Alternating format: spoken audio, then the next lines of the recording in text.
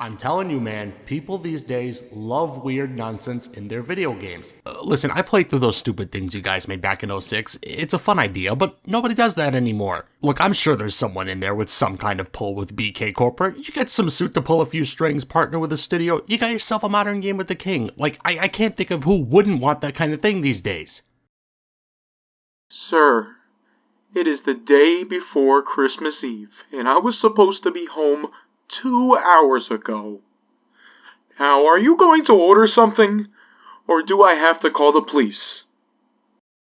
Whopper and onion rings, please. Burger King. Since they got farted out into the world back in 1954, they've been a restaurant commonly known as one of the major burger joints in the US alongside Wendy's and McDonald's, typically associated with its signature Whopper sandwich first introduced in 1957 and still sold to this day. Throughout the 80s, a small little period called the Burger Wars would kick in, where Burger King and McDonald's would basically be indirectly fighting each other via advertising in an effort to see who can convince the average American that they had the better puddle of grease. Around this time in the magical land of North America, video games were half dead, but also kinda coming back. The NES caught the US on fire and console gaming got popular again. McDonald's looked at that and basically threw out video games left and right to shill burgers to children by means of clown. They would put out and slap their name on a handful of games throughout the 80s and 90s. Advertising to kids was common during this time period, as the effects of a lot of fast food on someone's health wasn't nearly as understood as it is today, so getting children to shout at mom to pick up McNuggets on the way home was crucial for profit. Surprisingly, Burger King didn't dig too deep into this form of advertising like McDonald's did. They often focused more on selling to children through commercial campaigns by means of magical kingdoms and accidental suffocation. However, this doesn't mean they haven't done something out of the ordinary here and there.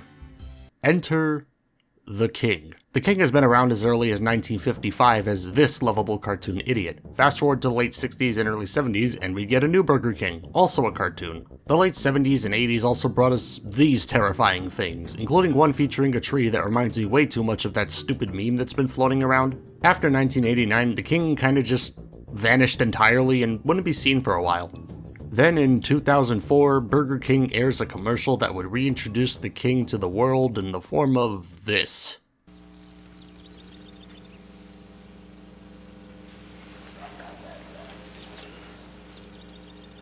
A human actor in a large plastic mask that resembles the previous king. This variant of the King would often appear in people's homes and various random places to offer them food. I watched a lot of commercials to prepare for this video, and my favorite one is the one where he gets chased by the police and gets absolutely wrecked by a taxi. Hey. Now you're probably thinking, shut the f up and get to the games already. Well, in the early to mid 2000s, Burger King was on a viral marketing kick which brought us the aforementioned King. Part of this kick included 3 video games for the Xbox 360. During the 2006 holiday season, Burger King would sell these games for 5 weeks, starting on November 19th and ending at Christmas Eve 2006. The games were sold at $4 a piece alongside the purchase of a value meal and were cross-compatible with the original Xbox and Xbox 360. Despite the small window for sale, it's actually extremely easy to find copies of the game online still in their plastic. My copies arrived that way. As a nice little wrap-up for the year, I wanted to look at Sneak King in particular. Of the 3 games in this collection, this is arguably the most well-known in the set. I never played the game myself back in the day. Hell, going to Burger King in general is a relatively recent thing for me. I was a Wendy's kid. I do have the other 2 games, so if you want me to look at those another time, be sure to let me know. This video is also an overdue thank you to my friend Chris. He's the reason I'm even able to record these things for this video and has been a huge help to the channel in general. You know him from such classic roles like Unnamed Fox Agent and Depressed Drive-Thru Employee. If you want to check out some of the stuff that he does, you can follow him on his Twitch channel, which is linked in the description below. Before we begin, some of you eagle-eyed people may have noticed I'm not in my house. I visited a local Burger King for this video. Now, they may lock the doors and windows, but no set of locks can hold back my holiday spirit. Or a 2-ton crossover SUV. But enough about my reckless driving habits, let's play some goddamn video games.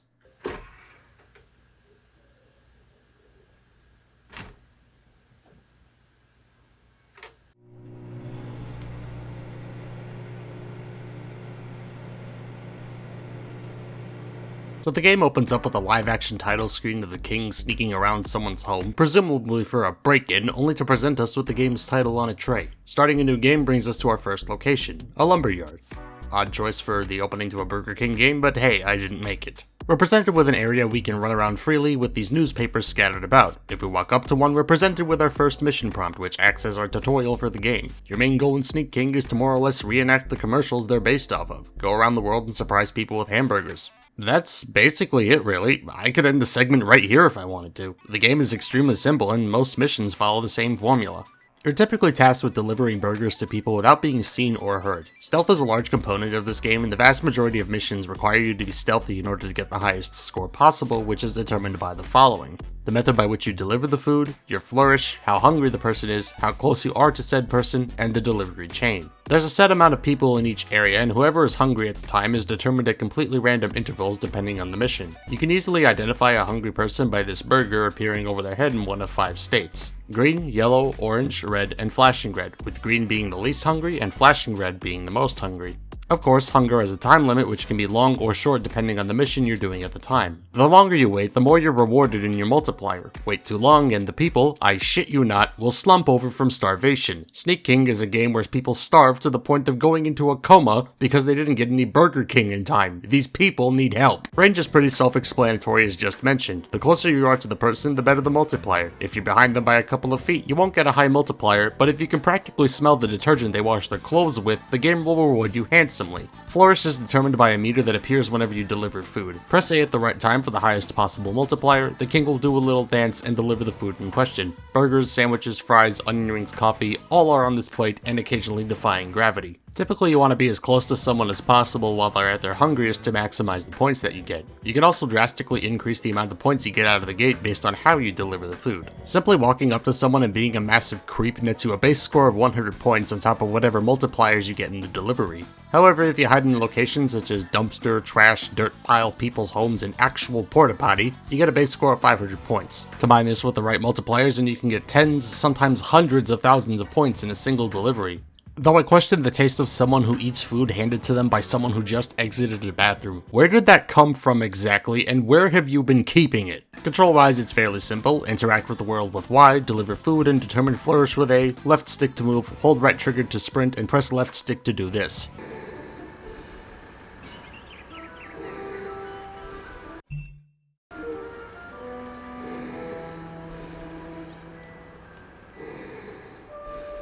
Chain is determined by how many times you successfully do a delivery without being seen. This is where points really get made because the more back-to-back deliveries you get, the higher this number gets. Combine this with a well-timed hiding spot delivery and you're raking in points. Building on interaction, different locations also have different spots to interact with to not only draw people towards you, but also change their pathways and even open up new paths for you to take. Some areas allow you to go to different sections of the map, such as walking through a building or jumping down into the sewer. The strength of the king is also unmatched, as he can move giant concrete pipes and knock down entire trees with ease, as demonstrated here. The people themselves have eyesight and hearing ability. Every NPC that walks around the map has this little cone of vision in front of them to dictate where they're able to see. Staying out of this cone is important, as touching it breaks your chain and in some missions causes you to fail if it's a pure stealth mission.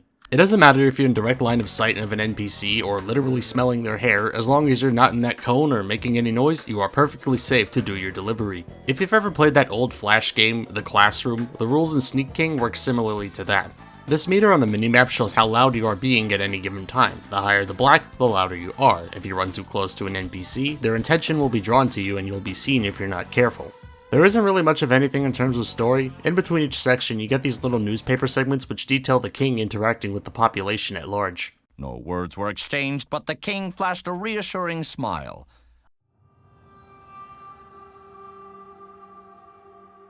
Reassuring smile. That's pretty much most of the gameplay right there. Sneak King is not a complicated title, it was literally made to be sold with a value meal. It's not a hard game to learn, but figuring out the perfect storm of timing and combo building to get the highest score possible is the thing you'll end up wanting to master to get the highest rank, provided you know what you need to do to get the A ranks, but I'll touch on that later. It's a super arcadey title, so if you end up getting really invested in it like I did, you'll find yourself restarting the game at the first screw up to make sure everything is absolutely perfect. With that said, let's see what hurts this game.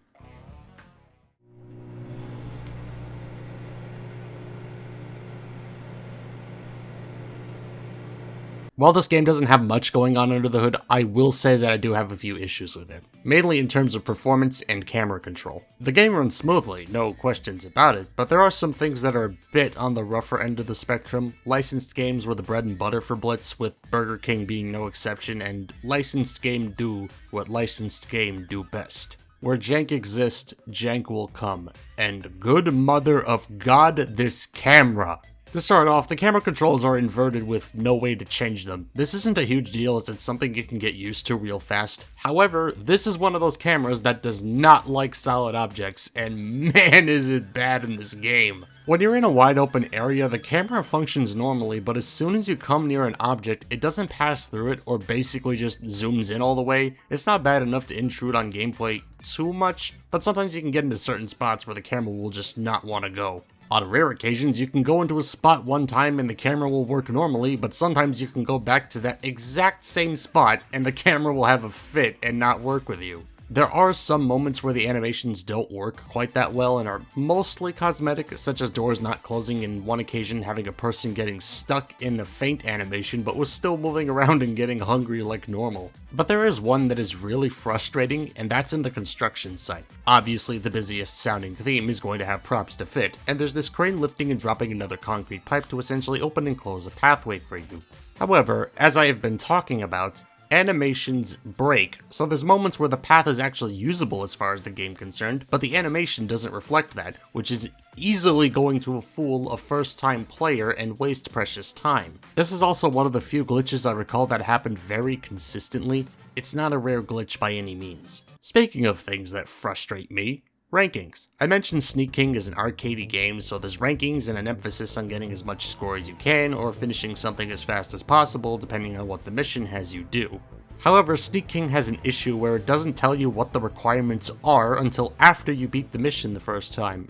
I can't tell you how many times I finished a mission with a massive score, only to be told, "Too bad, idiot, this was a time-based mission," and I end up doing the entire thing all over again to get a rank higher than C. Speaking of time, there's usually two types of time-based missions. Do X as fast as you can, or do X within a certain amount of time. As previously mentioned, there's certain parts of the map where you can interact with the environment to change the person's pathway or to open up new parts of the map. There are two things that I neglected to mention.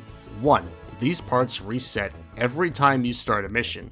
And 2, the timer does not stop when you do an action that is not delivery. A good way to see this is in the construction site, as there are multiple ramps that you have to essentially create in order to progress through different parts of the map. Some of the missions spawn you in these areas, so you have to find the exit ramp rather than going back the way you came, which again can eat up time. On the sillier end of the spectrum, sometimes if you're in specific spots, the camera will just zoom in on the king during a delivery, so you get an eyeful of the king's chest while handing somebody a cheeseburger. The easiest way to do this is to deliver food to people while they're inside their own homes. In certain spots on the map, people will walk into a house to pick up trash to take to a can. If a hungry person enters a home, you can walk into a doorway while it's open, give them food, and get up close and personal with Mr. King.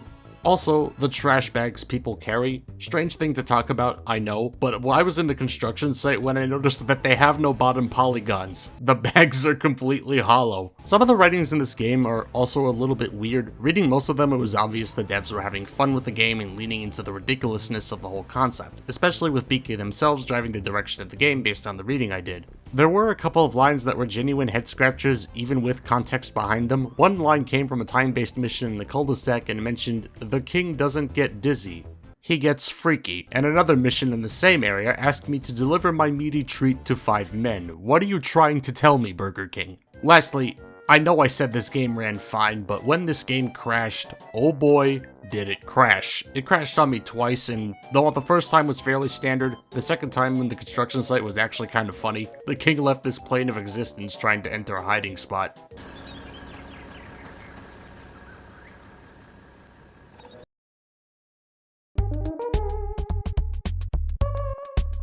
That's pretty much it in terms of complaints and glitches. Do I have anything good to say now?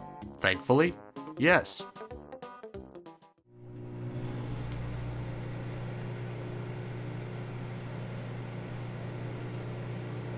I'll open up my conclusions with this statement. I found the game repetitive, but I was not bored. I feel it's important to emphasize that this game, while fundamentally the same thing most of the time, failed at being boring while doing so.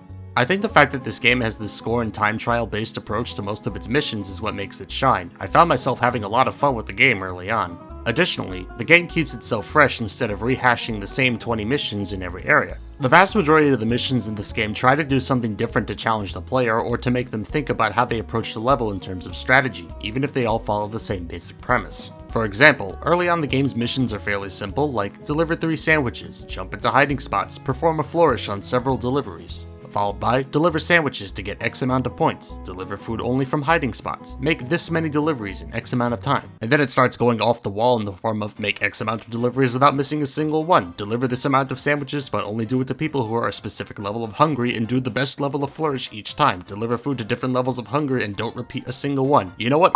Delivering food, run around the map and get seen by everyone. And my personal favorite, make X amount of deliveries without going over a certain amount of points and do it quickly, you f***ing moron. You thought this was a score mission? And I didn't call this game Metal Gear Sandwich in some community post for a joke. This game can get hard. Some of the stealth missions in this game can get difficult, and a lot of the later missions really make you think about your approach, and honestly, as annoying as some of the requirements can get, they really make you push towards wanting to get those A ranks, which I did want to do on a lot of occasions. With how the game is, it feels like it found an okay balance between challenging and frustrating. There are missions that were a genuine challenge, and I was glad to finally finish them. There are also missions that made me want to drive in the wrong lane on the highway, but I didn't hate playing the game or get exhausted from it at any point, which I think is an important thing to note. If you're the completionist type, this game might be a genuinely good time for you. Getting an A rank without even trying feels great, and honestly, just building those massive delivery chains to get a crazy amount of points in one shot feels so damn good. The commercials they're based on were designed to be weird and wacky and stick out in your mind. The game is based entirely on those, but at no point does it feel like you're being advertised to. Yes, Burger King's trademarks and branding are littered everywhere, but it's not intrusive. It's a supplement to the aspects of the game world, not a replacement for the game world itself.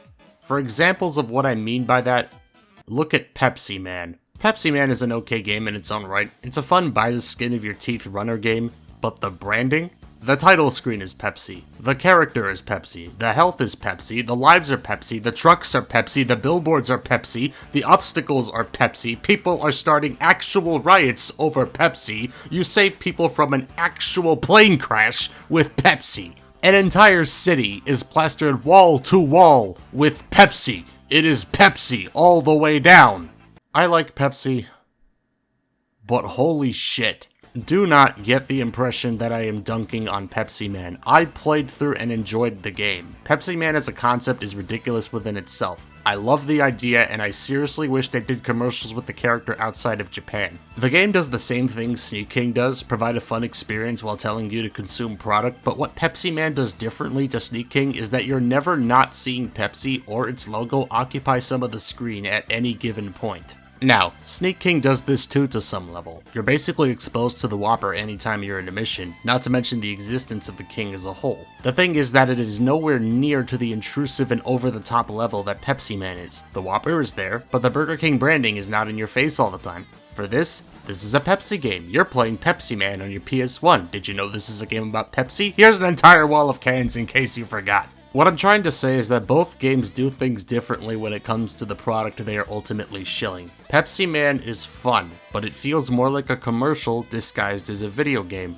It's over the top. Like, so over the top, it's incredible. There's never a dull moment, which is right up my alley, but it's throwing Pepsi at you every second of the game. It reminds me a lot of Eminem's Blast. You're constantly doing something, but the branding and advertising is constantly in your face. But to Pepsi Man's credit, it's a lot more fun than the dollar store Mario Party the latter game is.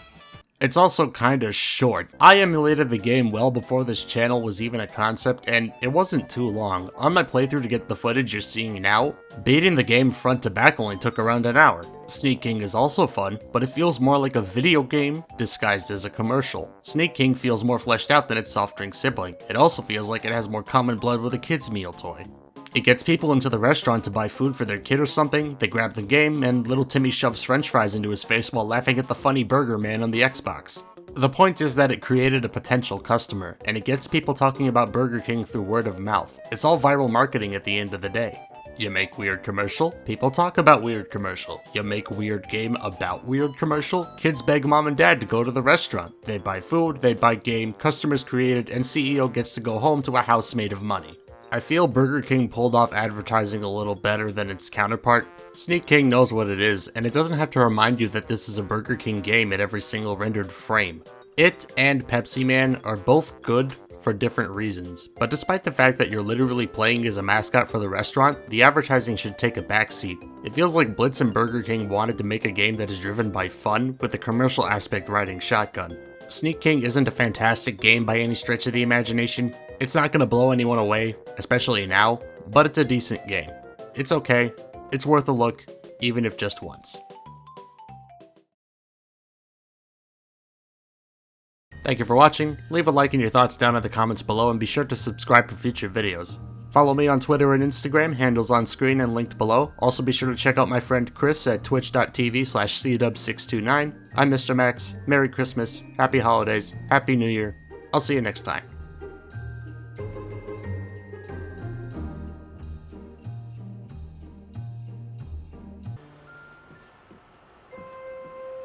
Excuse me, what the actual fuck are you doing in my house?